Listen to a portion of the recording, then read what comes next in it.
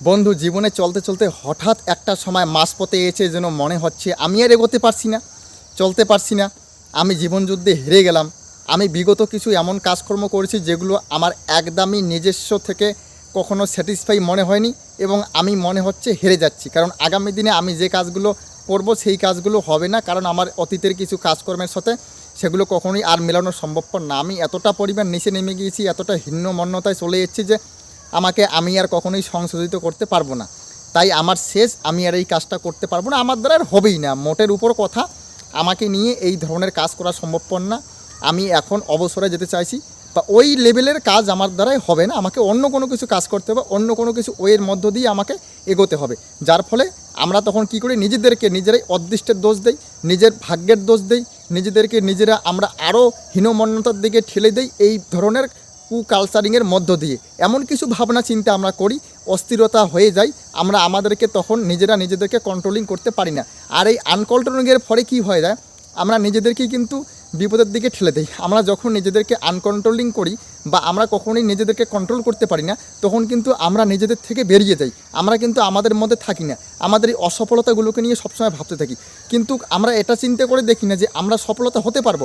বা অনেক ব্যক্তি আছেন যারা প্রথম জীবনে অসফলতা থেকে শুরু করে পরবর্তী জীবনে গিয়ে একটা সফলতা লাভ করেছে, এবং সফলতার শীর্ষ সীমানায় পৌঁছে গিয়ে আজকে আমাদের অনুপ্রেরণা হয়ে যাচ্ছে, এবং আমাদের উৎপ্রেরক হয়ে তারা আমাদের মধ্যে উদ্দীপক রূপে জল করে বিরাজমান করছে। তাদের কথা আমরা কখনোই কিন্তু ভাবি না, বা আমরা সময়ও পাই না। সেই জন্য আমাদের কি হয়, আমরা একের পর এক ভাবনা চিন্তার মধ্য দিয়ে গিয়ে আমরা নিজেদেরকে আস্তে আস্তে শেষ করে দিই। তিলে তিলে আমরা নিজেদেরকে নিঃস্ব বানিয়ে দিই। এইভাবে আমরা যখন কিছুদিন চলতে থাকি, তখন আমাদের মধ্যে একটা অ্যাংজাইটিক চলে আসে, আমাদের মধ্যে মানসিক অবসাদ চলে আসে, এবং আমরা কোনোটা কাজ ঠিকমতো করতে পারি না। সব জায়গাতে আরও অসফল থেকে অসফলতর অবস্থায় চলে গিয়ে আমরা একটা শেষ পরিণতিতে গিয়ে ঠেকে যাই। তখন আমাদের বিভিন্ন জায়গা থেকে ঋণ ধার করতে হয়। তার পরবর্তীতে আমরা এসে একদম ঘর থেকে বেরোতে পারি না, আমরা গৃহবন্দী হয়ে পড়ি। অনেকে নিজেদেরকে নিজেরা শেষ করে দেয় এভাবে, বা অনেকে তখন কি করে, আত্মহত্যার পথ বেছে নেয়। কিন্তু বন্ধু, মনে রাখবেন, এটাই হচ্ছে আমাদের জীবনযুদ্ধ। জীবনযুদ্ধে কী করে নিজেকে টিকিয়ে রাখা যায়, সেটাই হচ্ছে গিয়ে মেনলি বিষয় আমাদেরকে জানতে হবে। মনে রাখবেন, যখন এরকমভাবে কাউন্সিলিং করবেন, নিজেরাও নিজেদেরকে কাউন্সিলিং করাতে পারবেন। শুনুন, কাউন্সিলিং করাতে হবে শুধুমাত্র কিছু বিষয়ের মধ্য দিয়ে। আপনি একটা জিনিস চিন্তা করবেন যে এর আগেও তো আমার অনেক কিছু কাজকর্ম অসফলতার মধ্যে গিয়েছিল, কিন্তু সেগুলো থেকে আমি সফলতা হতে পেরেছিলাম। কোনটা? প্রথম জীবনে আমি যখন হাঁটতে পারতাম না, তখন আমি কীরকম করে হাঁটতে শিখলাম। বারবার হোঁচট খেয়ে পড়ে যাওয়ার পরেও আমি কীরকম করে হাঁটার অভ্যাস করলাম, এবং আমি হাঁটতে সফল হলাম। 2 নাম্বার, আমি যখন সাইকেল চালাতে পারিনি, তখন সাইকেল চালাতে গিয়ে কতবার না পড়ে গিয়েছি, কতবার ব্যথা পেয়েছি, কিন্তু তবু আমি থেমে থাকিনি। আমি সকল উপেক্ষাকে পরোক্ষ না করে আমি উপেক্ষার মধ্য দিয়ে গিয়েই কিন্তু নিজেকে আজকে সাকসেসফুলের মধ্যে পরিগণিত করতে পেরেছি। এটা একটা ভাববেন। আর একটা ভাববেন, আমি কীরকম করে আজকে 2 হুইলার বা 4 হুইলার যখন চালানো শিখলাম, তখনও তো আমি নিজেকে নিজেই ভাবতে পারি নিজে চালাতে পারবো না, কিন্তু তখন হাল ছেড়ে না দিয়ে কেন সাকসেসফুলতার পথ বেছে নিলাম এবং সাফল্য কেন লাভ করলাম? তাহলে আজকে এই জায়গাটাতে কেন সাফল্য হবে না? একই বিষয়। ওগুলো তো যদি পারি, প্রথম জীবনে যদি আমি বসে থাকার থেকে হাঁটতে শিখতে পারি, দাঁড়াতে শিখতে পারি, তাহলে আজকে এটা কেন পাবো না? আমি যদি খেতে শিখতে পারি, তাহলে এই জিনিসটা পাবো। বন্ধু, ওই খাওয়া, দাঁড়ানো, হাঁটা, চলাফেরা করা, এবং আমাদের কথা বলা থেকে শুরু করে আমাদের লেখাপড়া শেখা, এগুলো যদি পারি, তাহলে এই জিনিসটাও আজকে পারবো বন্ধু। এটা আমাদের কাছে আরও সহজ ব্যাপার। আমরা তো সব কিছু শিখেই গিয়েছি। এখানে শুধুমাত্র কি একটু ধৈর্য ধরে দাঁড়িয়ে থাকা, আর কিন্তু কোনো কিছুই না। আমাদের মধ্যে এখন সব কিছুই আছে, তারপরেও আমরা কেন হেরে যাব? এই জিনিসটাকে কিন্তু তোমাকে জানতে হবে। বন্ধু, আপনারা যদি ভাবেন যে আমরা আর পাবো না, এটা আপনাদের ভুল ধারণা। মনে রাখবেন, জীবন যুদ্ধে সবসময় জিতে থাকা যায়, এবং টিকে থাকা যায়, এবং জিতে এসে সফল হয় অন্যের উৎপ্রেরণা, উদ্দীপক, এবং অন্যজনের একটা ভবিষ্যৎ উদ্গামী হয়ে নিজেদেরকে প্রকাশিত করা সম্ভবপর। আপনি যদি নিজেদেরকে প্রকাশিত করতে চান, তাহলে মনে রাখবেন যে নিজেদেরকে সবসময় নিজের উইল ফোর্সটাকে জাগিয়ে তুলে নিজেদেরকে এগিয়ে যেতে হবে। জীবনযুদ্ধ মানে কি? হারা জেতার মধ্য দিয়ে আমাদের জীবনটা পরিবাহিত হয়। আমরা কখনো জিতে যাই, কখনো হেরে যাই। এই নয় যে হেরে গেলাম মানে শেষ হয়ে গেলাম। আমাদের কিন্তু হারার থেকে জিত হয়। এবং মনে রাখবেন যে আমরা কখনোই হেরে যেতে পারি না। একটা জিনিস মনে রাখবেন, যতক্ষণ আমাদের সাজ আছে ততক্ষণ আমাদের রাজত্ব থাকবে, যতক্ষণ আছে সাজ ততক্ষণ থাকবে রাজ। তাই মনে রাখবেন, সাজ থাকা অবস্থায় কখনো হাইল ছেড়ে দিবেন না, এবং কখনো মনে করবেন না যে আপনি হেরে গিয়েছেন। যতক্ষণ আপনার মধ্যে সাজবায়ু চলাচল করবে, ততক্ষণ আপনি আপনার বিজয় পতাকা হাতে নিয়ে চলতে থাকবেন। দেখবেন আপনি একদিন সিঁড়ি বি উপরে গিয়ে একটা বিজয় পতাকা রোপণ করে সেখানে আপনি নিজেদেরকে সাকসেসফুল পারসন বলে ঘোষিত করতে পারবেন। কিন্তু একটু সময় নিয়ে আপনাকে এগিয়ে চলতে হবে। আপনি কখনোই হাল ছেড়ে দিতে পারেন না মাঝপথে, আপনার সেই অধিকারটা নেই।